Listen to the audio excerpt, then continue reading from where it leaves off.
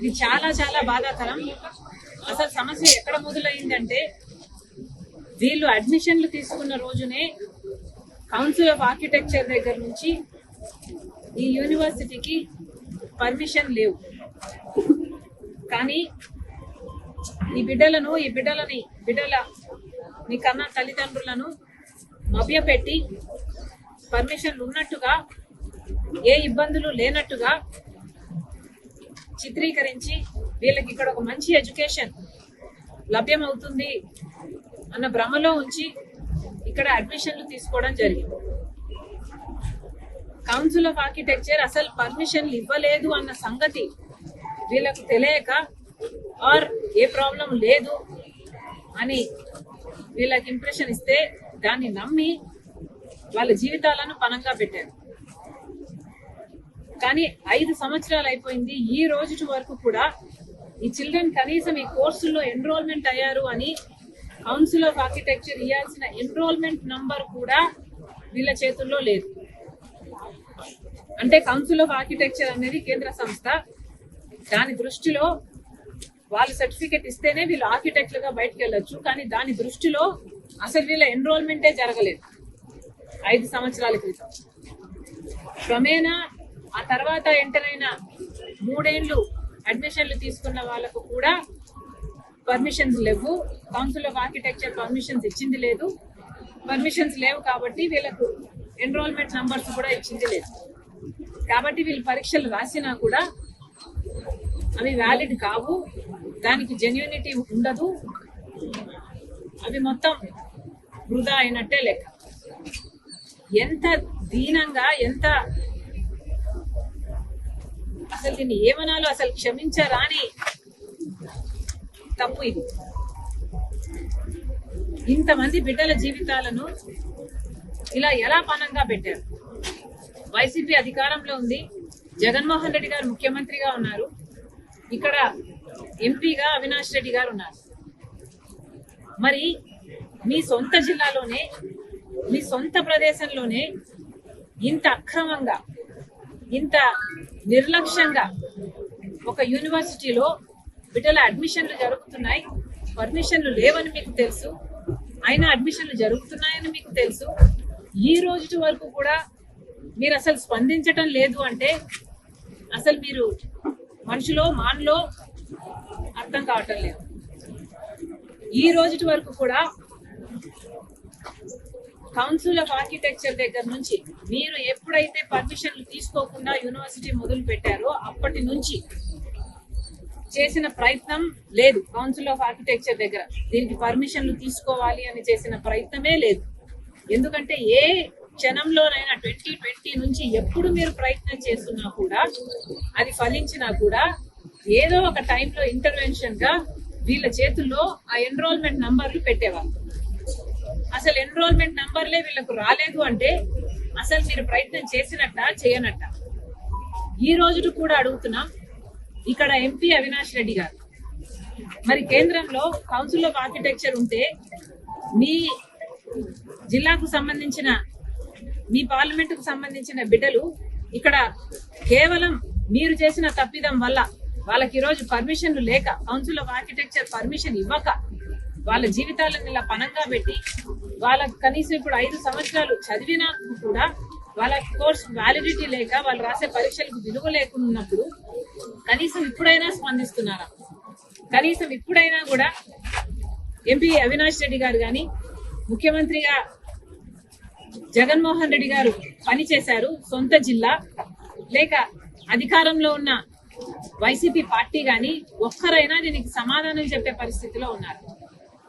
ఒక్కరు కూడా సమాధానం చెప్పటం లేదు. అంత నిర్లక్ష్యం. మరి ఇప్పుడు ప్రభుత్వం, కూటమి ప్రభుత్వం, చంద్రబాబు గారు అధికారంలో ఉన్నారు, బీజేపీతో కూటమి కట్టారు. మరి కనీసం మన బిడ్డలకు కౌన్సిల్ ఆఫ్ ఆర్కిటెక్చర్ దగ్గర నుంచి మీరు సంవత్సరం రోజులు అయింది ముఖ్యమంత్రిగా పనిచేస్తున్నారు. సంవత్సరం రోజుల నుంచి ఈ బిడ్డలు ధర్నా చేస్తూనే ఉన్నారు. మాకు పర్మిషన్లు కావాలి, లేకపోతే ఆ ఎన్రోల్మెంట్ నంబర్స్ లేకపోతే మాకు సర్టిఫికెట్లు రావని వీళ్ళు ప్రతి వీలైన చోట నుంచి కనీసం ఒక 1.5 year నుంచి 5 years నుంచి ప్రయత్నిస్తున్నారు.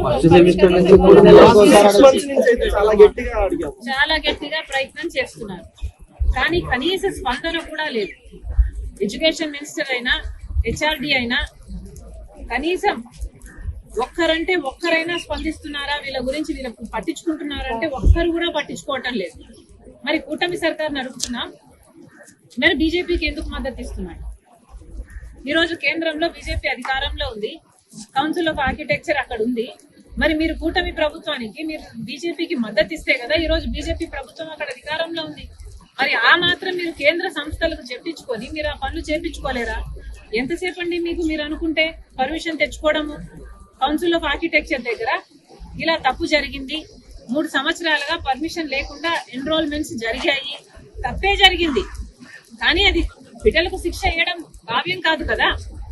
ఏదో ఒక అగ్రిమెంట్ కింద ఏదో ఒక కండిషన్స్ తో వాళ్ళకైతే ఇవ్వాల్సింది ఎన్రోల్మెంట్ నంబర్స్ వాళ్ళకి ఇవ్వకపోతే వాళ్ళ జీవితం పాడైపోతుంది. కాబట్టి కనీసం మాట్లాడాలి అన్న ఆలోచన కూడా మీకు రాలేదు అంటే ఇక మీరు బీజేపీకి ఎందుకు మద్దతు ఇస్తున్నారు? బీజేపీ పార్టీ మనకి ఏమి ఇస్తుందని, కేంద్రంలో మీరు ఏం సాధించలేకపోతే మరి ఆ కూటమి ఎందుకు కట్టినట్టు? చంద్రబాబు గారు సమాధానం చెప్పాలి, పవన్ కళ్యాణ్ గారు సమాధానం చెప్పాలి, లోకేష్ గారు సమాధానం చెప్పాలి.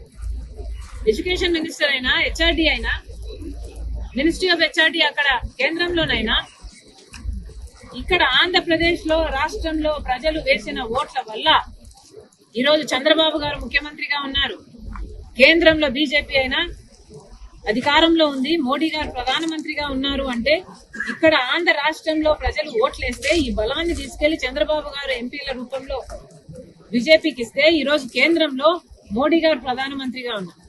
మరి మన రాష్ట్రానికి ఏం చేస్తున్నారు?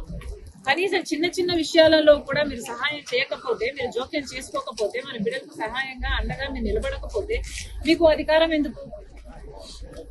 కాంగ్రెస్ పార్టీ నేరుగా సూటిగా డిమాండ్ చేస్తున్నాం, ఇంతమంది బిడ్డల జీవితాలతో ఆడుకోవడం భావ్యం కాదు. వెంటనే కౌన్సిల్ ఆఫ్ ఆర్కిటెక్చర్ తో ప్రభుత్వం మాటలు జరపాలి. కౌన్సిల్ ఆఫ్ ఆర్కిటెక్చర్ దగ్గర పర్మిషన్ లేకుండా ఎన్రోల్మెంట్ జరిగింది వైసీపీ ప్రభుత్వం ఉన్నప్పుడు. ఆ 3 సంవత్సరాలు జరిగిన ఎన్రోల్మెంట్స్ కు సంబంధించిన ఈ బిడ్డలందరికీ కూడా పర్మిషన్స్ ఇవ్వాలి, ఎన్రోల్మెంట్ చేసుకోవాలి. వీళ్ళు వ్యాలిడ్ స్టూడెంట్ అని వీళ్ళ జెన్యూనిటీని ఎస్టాబ్లిష్ చేయాల్సిన అవసరం ఉంది. కాబట్టి ఇక్కడున్న తెలుగుదేశం ప్రభుత్వం, చంద్రబాబు గారు, లోకేష్ గారు జోక్యం చేసుకుని, కూటమి సర్కార్ జోక్యం చేసుకుని వీళ్ళందరికీ భరోసా కలిగించేటట్టు కౌన్సిల్ ఆఫ్ ఆర్కిటెక్చర్ తో వెంటనే మాట్లాడి ఇక్కడ వీళ్ళకు కావాల్సిన పర్మిషన్ వీళ్ళకు గ్రాంట్ చేయాలని, గ్రాంట్ చేసేటట్టు చూడాలని, మీరు పట్టుబట్టాలని కాంగ్రెస్ పార్టీ డిమాండ్ చేస్తుంది. మేడం, ఈ యూనివర్సిటీని విశాఖపట్నం తరలిస్తారన్నారు, నిజమేనా? దీనికి కూడా కాంగ్రెస్ పార్టీ తీవ్ర అభ్యంతరం చెప్తున్నాం. ఇక్కడ దీనికి సంబంధించి కూడా ఇది కేవలం వైఎస్ఆర్ పేరుతో ఉంది కాబట్టి ఇది రాజకీయం చేస్తున్నారా అన్న అనుమానం కూడా కలుగుతుంది. దయచేసి ఇలాంటి రాజకీయాలు బిడ్డల జీవితాలతో చేయకండి. ఈ బిడ్డలు చేసిన తప్పు ఏమీ లేదు, మాకేం అభ్యంతరం లేదు. ఇక్కడ వైఎస్ఆర్ గారి పేరు తీసేసి ఏ జాతీయ నాయకుడో లేకపోతే స్వతంత్రంలో పోరాడిన యోధుడి పేరు పెడతారేమో పెట్టుకోండి, మాకేం అభ్యంతరం లేదు. కానీ యూనివర్సిటీని మాత్రం జరపండి, బిడ్డల జీవితాలతో మాత్రం ఆటలు ఆడకండి. ఇది భావ్యం కాదు.